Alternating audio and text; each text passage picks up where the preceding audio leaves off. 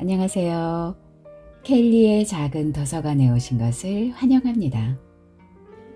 오늘은 나푸름 작가의 로드킬을 소개해 드리겠습니다.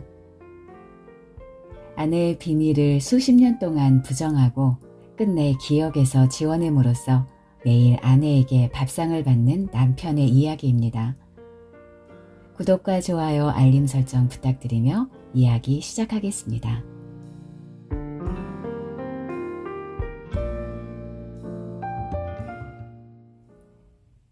냄비에서 멸치 우리는 냄새가 풍겨왔다.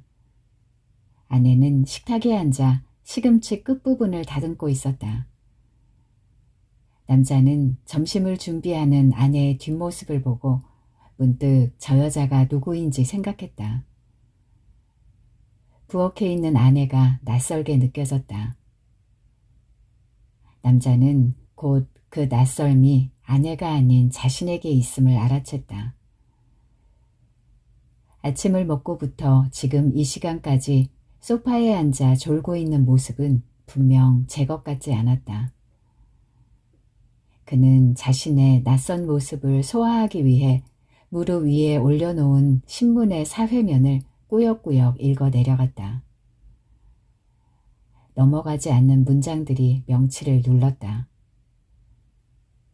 겨우 한 달. 남자는 아내가 있는 부엌 쪽으로 시선을 돌렸다. 등을 지고 선 뒷모습을 훑어보다 다리 부근에서 시선이 멈췄다. 아내의 뒷모습은 회사의 어느 여직원보다도 볼품이 없었다. 너무 푹 익어 뭉그러진 고깃덩어리 같았다. 시선은 곧 아내의 흰 종아리에 떨어졌다. 무릎과 발목에 접힌 주름만 아니면 봐줄만 했다. 몇 년만 젊었다면 아내의 팔목을 잡아 끌 의욕이 생겼을 것이다. 지금은 숟가락을 들고 밥을 먹는 일 말고는 남다른 욕구가 들지 않았다. 아내는 전부 여성 호르몬 때문이라고 했다. 결국 나이 탓이라는 얘기다. 남자는 아무리 생각해 보아도 그 말이 아직 믿어지지 않았다. 무엇이든 나이를 탓할 정도로 늙어버렸다는 건 회사에서 권고사직을 통보받았을 때부터 인정하기 싫은 일이 됐다. 차라리 무능함을 탓하는 것이 좋았을 텐데 회사는 구색 좋게 정년도 되지 않은 남자에게 나이를 핑계로 퇴직을 종용했다. 긴 시간 동안 그가 아내를 견딜 수 있었던 것은 그녀가 차려주는 식사 때문이었다. 남자는 문득 자신이 지난 몇 분간 기사의 같은 줄을 읽고 있다는 사실을 깨달았다. 신문을 덮고 아직 차려지지 않은 밥상 앞에 앉았다. 배가 고프기는커녕 아침에 먹은 음식이 소화도 되지 않은 상태였다. 그는 마땅히 할 일이 생각나지 않았다.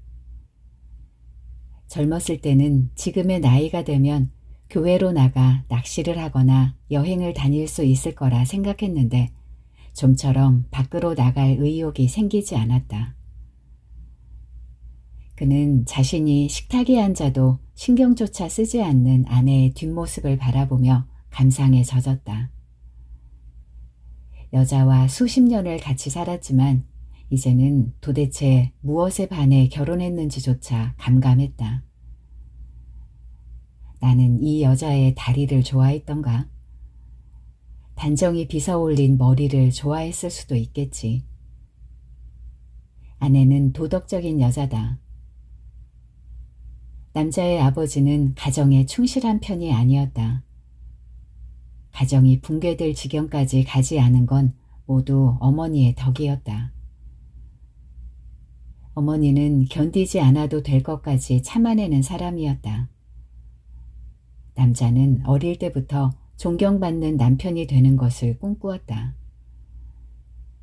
매일 끼니를 챙겨주는 아내를 보면 어느 정도 꿈을 이룬 것도 같았다. 아내는 가정에 충실했다. 정오에 가까워지자 거실 창문 사이로 굵은 빛발이 내리쬐다. 여름의 더위는 해가 갈수록 심해졌다. 그는 겨드랑이와 무릎 사이가 땀으로 젖어가는 걸 느꼈다.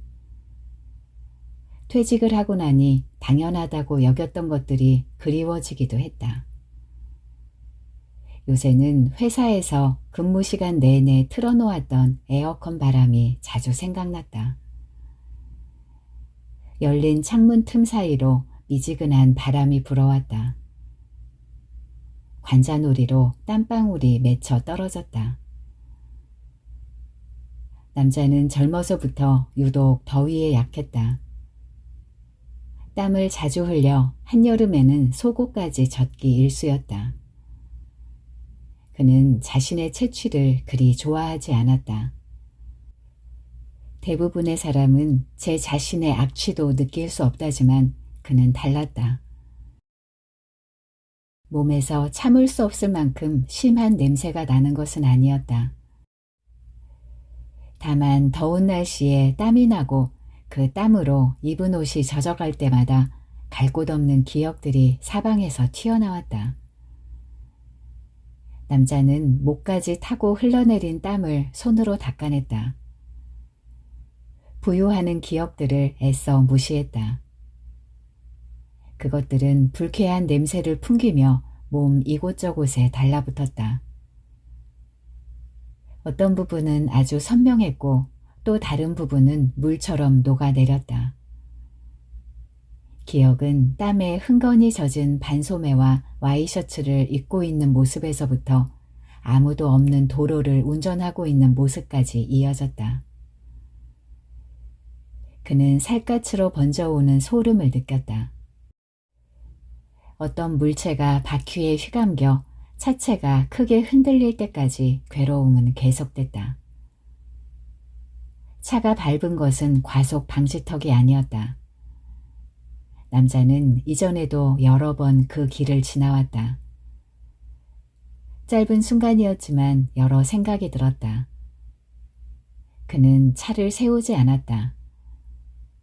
버려진 쓰레기이거나 운이 나쁘면 주인 없이 돌아다니던 개나 고양이일 것이었다.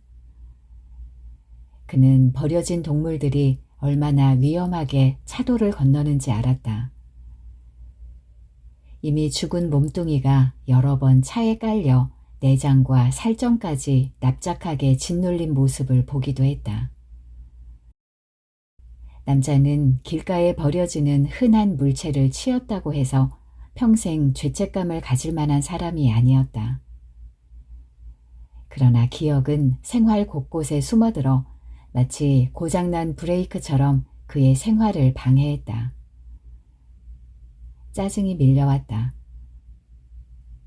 도대체 내가 왜 그런 일에 신경을 쏟아야 하지? 그는 일의 원인을 아내에게 전가했다. 머릿속에서는 공상에 가까운 생각들이 멈추지 않았다. 입 밖으로 내면 모든 것이 끝나버릴 듯한 상상이었다. 남자는 입을 닫았다. 말을 하지 않고 생각만 하다 보니 어떤 일이 원인이었는지조차 잊어버리고 말았다. 남자는 아내의 뒷모습을 쫓아 시선을 옮겼다. 된장국의 간을 보고 밥을 푸고 마른 반찬을 꺼내는 아내의 모습을 바라보았다. 수십 년간 반복되어 온 아내의 일이었다. 아내의 일은 오랫동안 바뀌지 않았다. 그녀는 오랜 시간 동안 밥을 차리고 청소를 하고 소변을 보는 일 외에 할 줄 아는 것이 없는 사람처럼 살았다. 그렇다면 남편이 자기를 어떻게 생각하건 어찌되었건 간에 이 자리를 견디는 것 말고는 도리가 없으리라. 아내의 친정 식구들은 몇 해 전에 미국으로 건너갔다.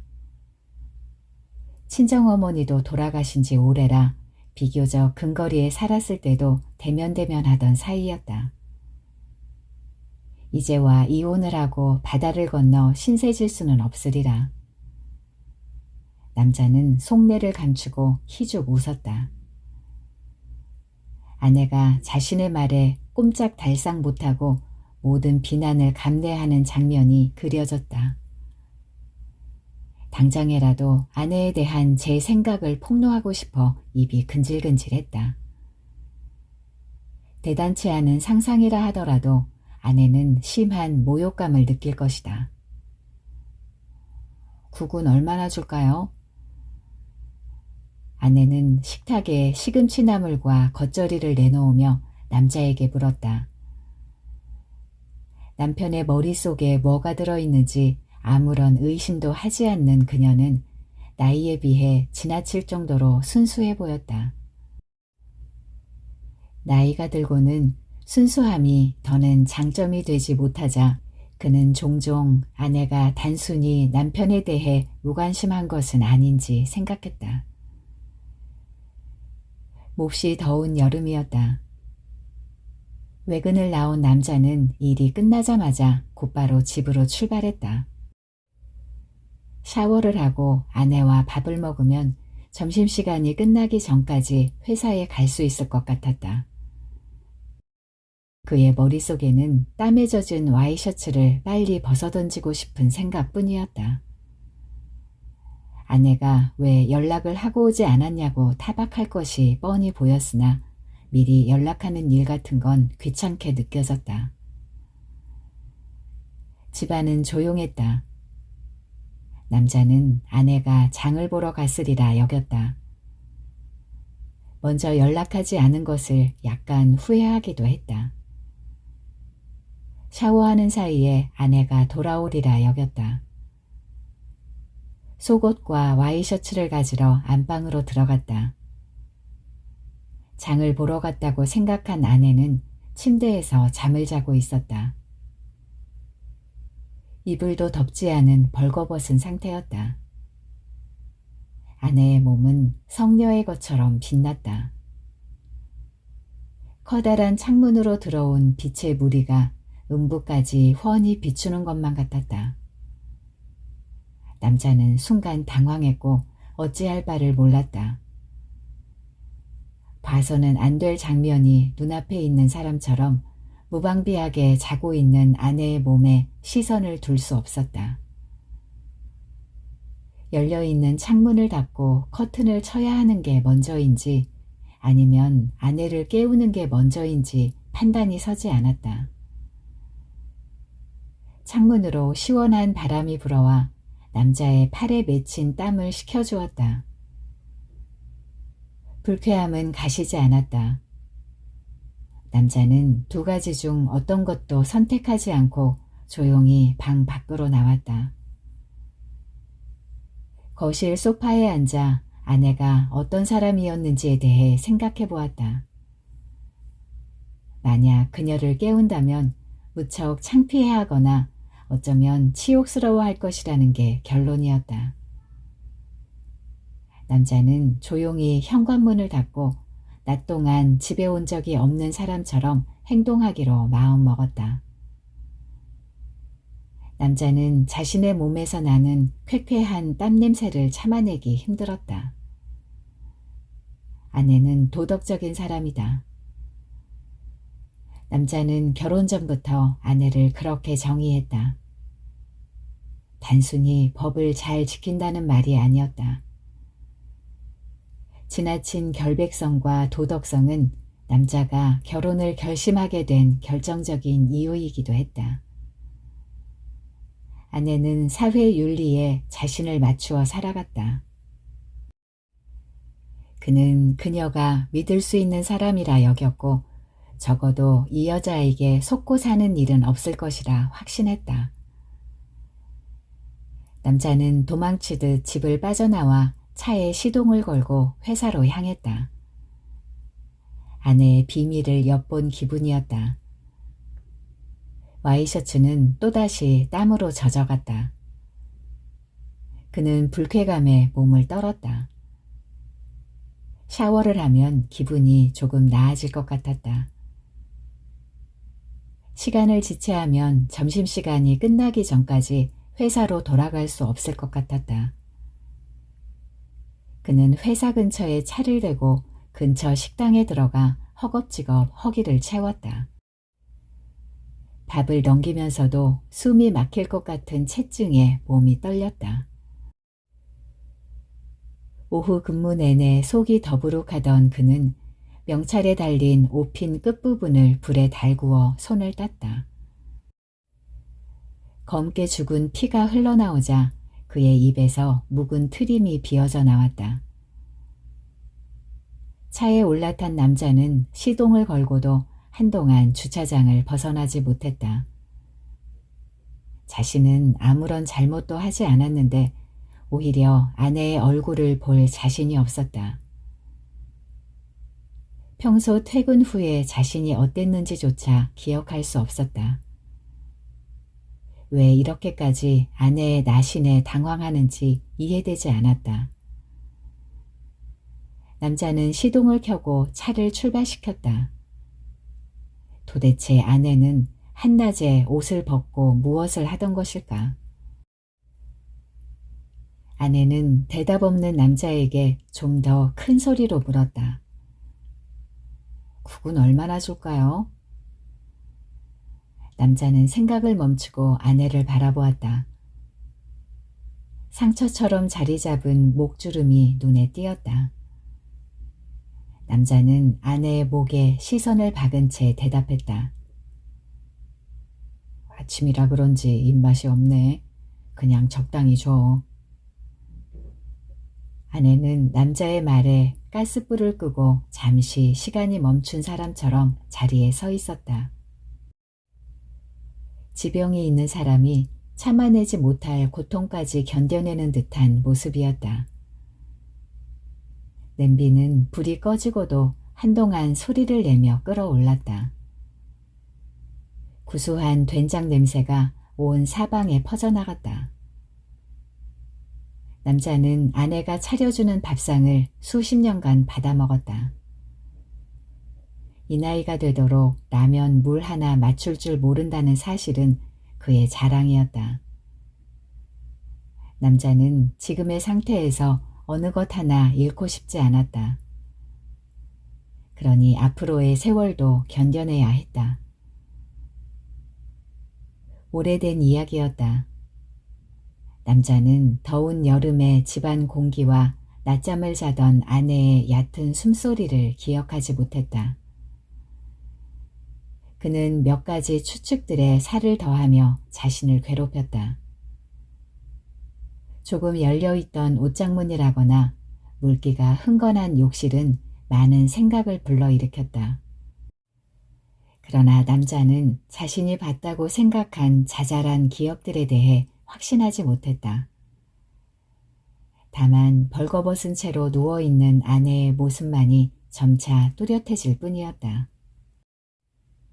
남자는 아내의 그런 모습을 본 적이 없었다. 오래도록 같이 산 남편에게도 보여주지 않은 부분이었다. 만약 그때 제대로 물어봤다면 상황은 많이 달라졌을 것이다. 어쩌면 더는 같이 살지 않았을지도 모른다. 남자는 불쾌함을 떨쳐낼 수 없었다.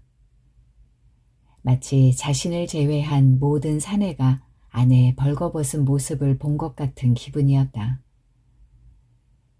그 장면을 본 것이 오직 자신뿐인데도 그랬다. 이대로 아내가 없는 곳으로 사라져버리고도 싶었다. 그에게는 갈 곳이 없었다. 속 시원하게 싸우기라도 했다면 나을 것 같았다. 남자에겐 아내와 싸울 만한 구실도 변변히 없었다. 주차장을 나오자 이미 사방이 어두웠다. 남자는 바람을 쐬고 싶었고 시 외곽으로 차를 몰았다. 도로는 금세 한산해졌다. 그는 조금 더 속력을 높였다. 눈에 익은 곳을 달리고 있다고 느낄 뿐 자신이 어디를 가고 있는지는 알지 못했다. 차체가 크게 위로 떠올랐다. 남자는 방금 지나간 자리를 백미러를 통해 훑었다. 도로 위에는 검은색의 무언가가 길게 누워 있었다. 아마 그랬던 것 같다. 가로등조차 없는 어두운 도로였다. 분명 무언가가 있었다. 멈춰서 확인하고 싶을 만큼의 용기는 없었다. 심장이 세차게 뛰었다. 통제할 수 없는 어떤 것들이 무더기로 자신을 향해 달려오고 있는 것 같았다. 이게 다 그년 때문이야. 남자는 발작적으로 소리를 질렀다. 악을 쓰며 아내를 저주했다. 집으로 돌아온 남자는 조용한 집안 내부를 보고 두려움을 느꼈다. 자신을 잡으러 온 경찰들이 어두운 방 안 곳곳에 숨어들어 있는 것 같았다. 어둠 속에는 아무도 없었다. 자신을 기다리다 잠이 든 것 같은 아내가 소파에 앉아 졸고 있을 뿐이었다. 식탁에는 식은 찌개와 밑반찬들이 평소처럼 차려져 있었다. 만약 낮에 자신이 집에 들어오지 않았다면 그는 오늘도 제 시간에 들어와 아내와 함께 밥을 먹었을 것이다. 남자는 그날 처음으로 자신이 원망스러웠다. 차려놓은 밥을 보니 금세 식욕이 돌았다. 그는 딱딱하게 굳어버린 밥을 전부 먹어치웠다. 오후에 손을 땄던 부위가 빨갛게 부어올랐다. 제대로 소독을 하지 않은 탓에 세균에 감염된 것이 분명했다. 하지만 작은 상처 때문에 손을 잘라내는 일은 없을 것이다. 그날을 참아냈기 때문에 나는 아직도 이렇게 밥을 먹고 살 수 있었다. 남자는 그렇게 생각했다. 아내의 치부까지 감싸주는 자비로운 남편이 된 것 같았다. 수십 년이 지난 오늘에도 식탁에는 따뜻한 밥과 국이 제 앞으로 놓였다. 가정을 지켜낸 것이다. 뿌듯한 기분에 없던 식욕까지 끌어올려 밥 한 공기를 전부 비워냈다. 그는 과식으로 솟아오른 자신의 배를 두드리며 자리에서 일어났다. 꼭 그래야겠어요? 남자는 순간 귀를 의심했다. 꼭 그래야 했느냐고? 먹지도 않은 생선 가시가 목에 걸린 듯 숨이 막혔다. 아내의 목소리는 화난 사람의 것처럼 뾰족하게 솟아 있었다. 무슨 말이야? 그녀는 제 앞에 놓인 밥을 수저로 짓이기며 말했다. 평생을 그렇게 기다려주는 법이 없지. 남자는 아내의 말투 속에 드러나는 깊은 불만에 당황했다. 그녀는 평생토록 남자에게 말을 높였다. 나이차 때문이라고 생각했고 결혼이 결정되기 전까지는 그 또한 종종 높임말을 썼다. 남자는 지금의 아내가 낯설었다. 이 나이가 되도록 같이 살았으면서 이제와 느껴지는 거리감은 무엇냔 말인가. 아내는 붉게 달아오른 얼굴로 남자를 쏘아보았다. 매번 그렇게 무시하더니. 아내는 두 무릎을 세워 고개를 파묻고 흐느끼기 시작했다. 남자는 커지는 아내의 곡소리에 분통이 터졌다. 고마운 줄도 모르는 뻔뻔한 여자라고 생각했다. 자신의 마음고생이 모두 헛수고가 된 기분이었다. 도대체 내가 뭘 잘못했다고 이러는 것일까? 남자는 울고 있는 여자의 얼굴을 짓이기고 싶은 충동이 들었다. 피가 터지고 살점이 떨어져 나갈 때까지 두들겨 패서 제 잘못을 실토하게 만드는 것이다. 적어도 미안하다는 말 한마디는 나오리라. 여자는 자신보다 참은 것이 없었다. 그는 그릇 하나 던져보지 못하고 방으로 들어갔다. 분한 마음에 손까지 떨려왔다. 거기서 뭐든 던졌어야 했는데. 방문을 닫자마자 뒤늦게 후회가 밀려왔다. 왜 그렇게까지 소리 한 번 못 지르고 눈 한 번 마주치지 못한 채 방 안으로 들어왔는지 저도 이해되지 않았다. 밖에서는 아직도 곡소리가 들려왔다. 그 울음소리가 듣기 싫어 손에 잡히는 것이면 무엇이든 던져서 박살을 내고 싶었다. 하지만 그런 짓을 할 수는 없었다. 그래봤자 속이 시원해지지 않는다는 걸 남자는 어쩐지 알고 있었다. 갑작스럽게 치미는 지나친 폭력성이 오히려 낯설었다. 남자는 여자에게 손을 댄 적이 없었다. 남자는 언제나 아버지와 자신을 분리한 채 살아왔다. 가슴이 답답했다. 아내의 푸닥거리에 속이 얹힌 것이 분명했다. 그는 자신이 무언가를 놓치고 있다고 생각했다. 아내에게 물어볼 수도 있었다. 다만 그녀의 입에서 흘러나올 말들이 진실이 아닐 수도 있다고 생각했다. 아내는 남자에게 거짓말을 하지 않을 이유가 없었다. 남자는 침대에 걸터앉아 아내의 곡소리를 들었다. 그것 말고는 별 도리가 없다고 자조적으로 중얼거렸다. 아내는 마치 제 남편이 죽어나가기라도 한 듯 울었다. 남자는 아내의 상황이 이해되지 않았다. 그렇지만 아내는 도덕적인 여자다. 남자는 자신의 아이가 잠을 자고 밥을 먹고 공부를 하는 모습을 상상하며 집을 샀다. 조용한 동네였고 무엇보다 아내는 처음 보았을 때부터 그 집을 좋아했다. 방마다 커다란 창문이 있어 채광이 잘 된다는 이유에서였다. 사건이 있은 후 얼마 안 가 이사를 갔다. 억지로 되도 않는 말을 꾸며 겨우 지방으로 발령받고 헐값에 집을 넘겼다. 남자는 이사를 한 이후에도 때때로 집 앞 골목에서 자신을 따라오는 누군가의 발소리를 들었다. 그들은 자주 이사했다. 더는 집을 고를 때 자신의 아이가 자라는 모습을 상상하지 않았다. 마지막이라는 심정으로 지금의 집에 들어오고 문득 정신을 차렸을 땐 우습게도 이전에 살던 집과 아주 비슷한 곳에서 살고 있다는 걸 깨달았다. 또다시 집에서 달아나지 않은 건 집을 옮겨야 했던 이유가 더는 기억나지 않았기 때문이다. 집에 들어온 남자는 아내에게 자신의 귀가를 알렸다. 돌아오는 대답이 없자 그는 욕실에 들어가 간단히 찬물로 샤워했다.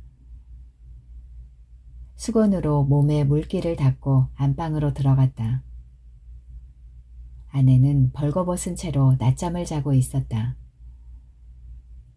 생각지도 못한 모습에 조금 당황스러웠지만 웃음이 났다. 더우면 옷을 벗는 잠버릇이라도 있었나? 정오의 햇빛이 여과 없이 아내의 몸으로 들어왔다. 아내의 가슴은 조금씩 처지고 있었다. 그런 건 아무런 문제도 되지 않았다. 남자는 한동안 그녀의 하얀 발목을 바라보다 침대 위로 올라가 아내를 깨워놨다. 손이 닿자마자 아내의 몸이 움츠러드는 걸 느꼈다. 열어놓은 창으로 시원한 바람이 불어왔다. 아내는 땀에 젖어 있었다. 이 시간에 무슨 일이에요? 깨어난 아내는 두 손으로 제 가슴을 가리며 몸을 일으켰다. 나체로 자고 있던 사람답지 않게 수치스러워하는 얼굴이었다. 남편의 벗은 몸을 의식적으로 보지 않으려 하는 것도 같았다. 남자는 일어나 창문을 닫고 커튼을 쳤다. 여자는 다급한 목소리로 남편의 이름을 불렀다. 그는 서랍에서 속옷을 꺼내 입고 옷장과 침대 밑을 살폈다. 당신 왜 그래요? 여자가 남자의 팔을 잡아당겼다. 그는 순간 아내의 손을 뿌리쳤다. 너무 덥잖아. 변명 같은 말을 던지자 아내는 오히려 남편의 시선을 피했다. 그는 한층 누그러진 목소리로 말했다. 와이셔츠 좀 꺼내줄래? 무척 더운 날이었다. 아내의 배웅을 받으며 집을 나오자마자 등이 땀으로 젖어가는 것이 느껴졌다. 남자는 회사 근처에서 간단히 밥을 먹고 오후에는 조금 졸았다. 동료들도 더운 날씨에 정신이 없어 보였다. 아무도 그가 졸았던 것을 눈치채지 못했다. 오후가 되자 속이 더부룩하고 트림이 나왔다. 옆자리에 있는 직원이 손을 따는 법을 알려주었다. 남자는 명찰 뒷부분에 달린 옷핀 끝을 불에 달구어 직접 손을 땄다. 옆에서 지켜보고 있던 동료는 그를 보고 독하다며 고개를 내저었다. 검은 피가 올라오자 속에 있던 답답함이 조금 풀리는 것 같았다. 퇴근 시간이 지나 회사를 나온 남자는 차에 시동을 걸고도 주차장을 빠져나오지 못했다. 숨막히는 더위에 쉴 새 없이 땀이 나도 에어컨을 켜거나 창문을 열 생각조차 하지 못했다. 숨막히는 더위에 쉴 새 없이 땀이 나도 에어컨을 켜거나 창문을 열 생각조차 하지 못했다.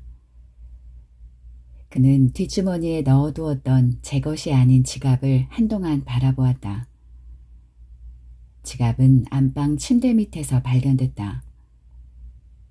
그는 오후 근무 내내 지갑을 제 엉덩이에 깔고 앉아 있었다. 어떻게 그러고도 좋을 수 있었는지 신기할 따름이었다. 다만 둔부 밑으로 느껴지는 두툼한 지갑의 감촉 때문에 때때로 어딘가에 전화를 걸고 싶은 충동이 들기도 했다. 그는 다시 마음을 다잡고 지갑을 열었다. 어떤 남자의 것이건 아내에게는 자신이 알고 있다는 사실을 알리지 않을 생각이었다. 실적 때문에 접대를 하다 보면 종종 여자가 권해지는 일이 있었다. 아내가 사실을 알고 있다고 생각한 적은 없었다. 만약 알게 된다면 상처를 입을 것이 분명했다. 남자는 지갑을 발견한 순간에도 자신이 느끼는 불쾌하고 괴로운 마음을 확실히 정의하지 못했다. 자존심 때문이기도 했고 아내가 도덕적인 여자라는 믿음 때문이기도 했다. 믿어왔던 아내의 모습이라는 것도 자신의 머릿속에만 존재했을지 모른다는 의심을 시작하고 싶지 않았다. 아내는 도덕적인 여자다. 남자는 그 말을 다짐처럼 중얼거리며 지갑을 열고 신분증을 꺼내들었다. 사진 속의 사람은 그보다 3살이 어렸다. 인상도 좋아 보였다. 도저히 유부녀와 잠을 자고 다닐 사람으로는 보이지 않았다. 남자는 신분증의 이름과 일치하는 명함을 찾았다. 지갑의 주인은 그가 자동차를 구매했던 영업점의 김이었다. 차는 1년 전에 바꾼 것이었다. 주차장을 빠져나온 남자는 시내로 나갔다. 공영 주차장에 차를 세우고 건널목 옆에 있는 공중전화 부스로 갔다. 명함에 있는 사무실 번호로 전화를 해보니 김은 아직 퇴근 전이었다. 며칠 전에 차를 산 사람입니다. 차가 좀 이상하네요. 성함이 어떻게 되시죠? 근처인데 일단 좀 보고 얘기하시죠. 얼굴 보면 아실 겁니다. 상대방은 탐탁치 않은 목소리로 전화를 끊었다. 귀찮아하는 목소리이긴 했지만 수상하게 여기지는 않는 것 같았다. 남자는 영업점 부근에 위치한 약속 장소로 차를 몰았다. 잠시 자신이 지금 무엇을 하고 있는지 생각해 보았다. 주변은 조용했다. 며칠 전까지 낙석 위험으로 폐쇄됐던 도로가 근처에 있어 차가 오가는 일이 드물었다. 김은 약속 시간에서 10분 정도 지난 후에 도착했다. 넥타이는 느슨해져 있었고 셔츠 소매는 양쪽 모두 걷어져 있었다. 그곳까지 걸어온 것으로 보였다. 이렇게까지 쉽게 불러낼 수 있으리라고는 생각하지 못했다. 남자는 김의 얼굴을 보고 사진 속의 얼굴을 떠올렸다. 신분증을 보고도 김을 떠올리지 못한 것이 당연했다. 그는 사진과는 완전히 다른 얼굴을 하고 있었다. 유부녀를 만나면서도 상대방 남편의 얼굴을 모른 채 돌아다닐 만큼 비열하고 어리석은 인상의 사내였다. 남자는 김에게서 풍겨오는 시큼한 땀 냄새에 숨을 쉴 수가 없었다. 그는 숨을 멈추고 김에게 자신을 기억하느냐고 물었다. 김은 본 기억은 있는데 며칠 전에 본 것 같지는 않다고 대답했다. 김은 차 쪽으로 시선을 던졌다.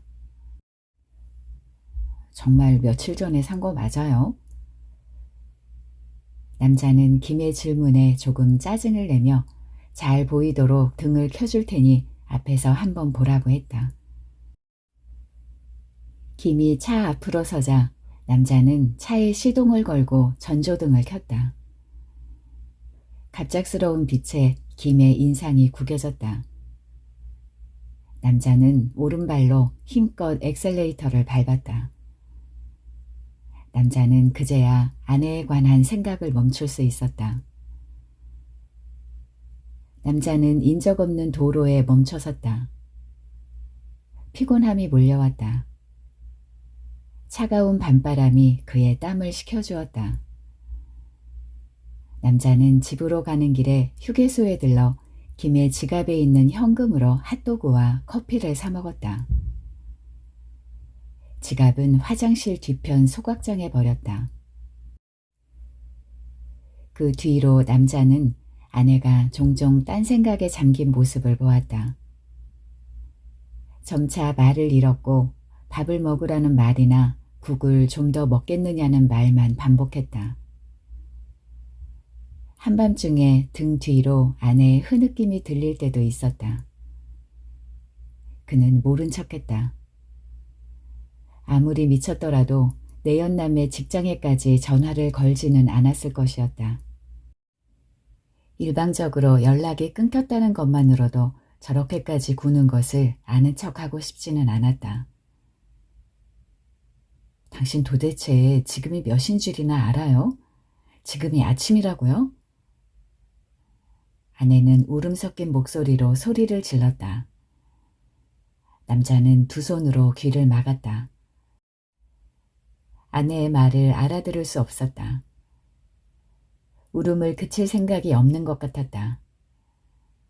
곡소리는 점점 커졌다. 남자는 당장이라도 방문을 열고 나가 제발 그만 좀 울라고 소리치고 싶었다. 도대체 자신이 뭘 그렇게 잘못했다고 저렇게 대성통곡을 하는지 도무지 이해되지 않았다. 아내는 수십 년간 잘해왔다.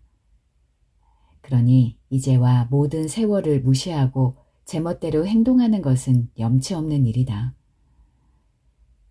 평생을 운운하며 저를 등한시했다고 하는 것은 지나친 생각이었다. 배가 고팠다.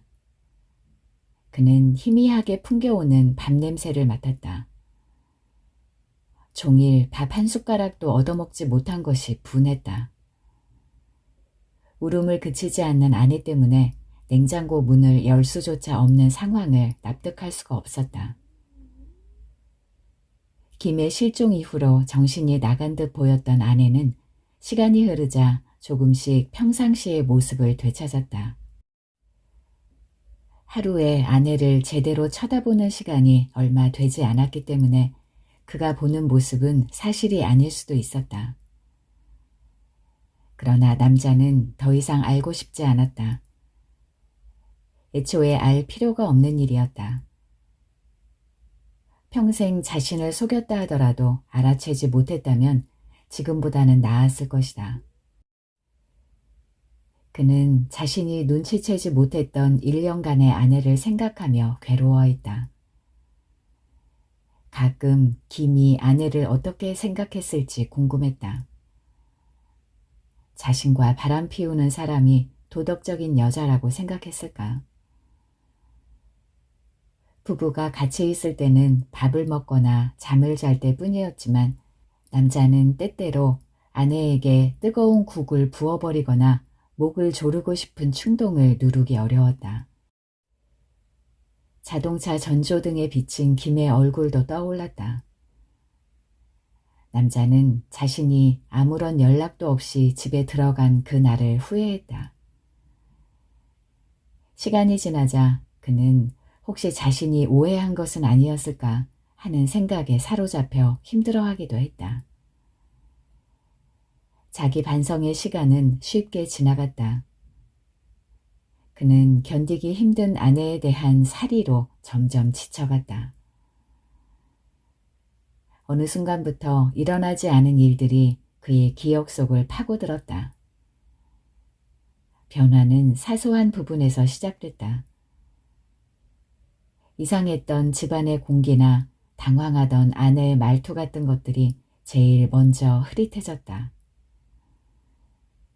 모든 상황은 그저 자신이 이해하지 못한, 하지만 그렇게 비난받을 만한 일은 아닌 한 가지에 집중되었다.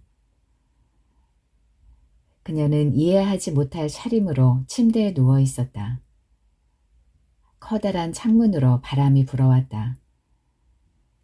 남자의 몸에 붙은 땀들이 차갑게 식어갔다. 그는 곧 감각을 잃었다. 아내에게 다가갔다.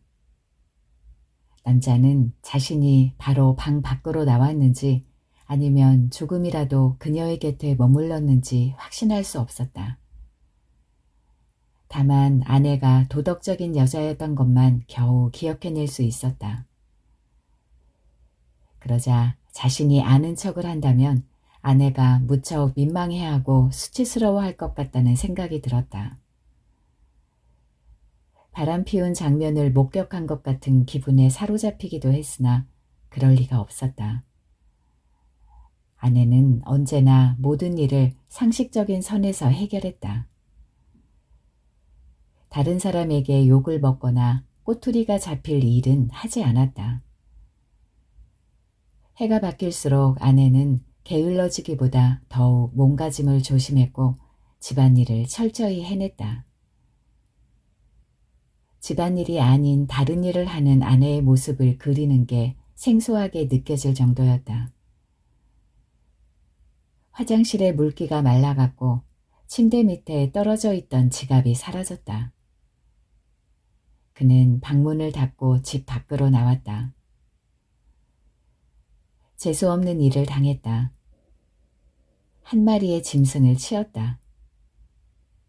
죽은 짐승이 남자가 다니던 길에 엎어져 있었다. 이미 누군가의 차에 치여 숨이 끊어졌거나 죽은 채로 길가에 버려진 사체에 불과했다. 그는 자신이 밟고 지나간 짐승이 정확히 무엇인지 몰랐다. 분명한 사실은 그로 인해 남자가 죄책감을 느낄 일은 없으리란 것이었다. 굳어져가는 짐승의 몸이 남자의 차 바퀴에 휘감겼다. 차체가 흔들렸고 남자는 순간 중심을 잃었다. 살점이 떨어져 나가고 피가 튀었다. 사체에서 나온 피가 바퀴 자국을 내며 남자의 차에서 사라졌다. 그는 돌연 식욕을 느꼈다. 집에 도착했을 때 아내는 거실 소파에서 졸고 있었다. 식탁에는 주인 없는 음식이 차려져 있었다. 남자는 안심했다. 때때로 원인을 잃어버린 증오와 공포심이 해결되지 못한 채 남자를 괴롭혔다. 그는 하루에도 몇 번씩 저에게 남아있는 과거의 불행한 기억들을 떠올리며 감정의 원인을 짐작했다. 그런 것들은 조금씩 악귀가 맞지 않았고 그는 오히려 자신의 기억을 의심했다. 기억은 조금씩 몸을 낮춰 움직였다. 저들에게 머리가 있는 듯 스스로 사고했다. 남자가 눈치채지 못할 정도로 아주 사소해 보이는 기억의 일부를 바꿨고 교묘히 행동했다. 아내는 도덕적인 여자다. 기억력이 조금씩 감퇴했다.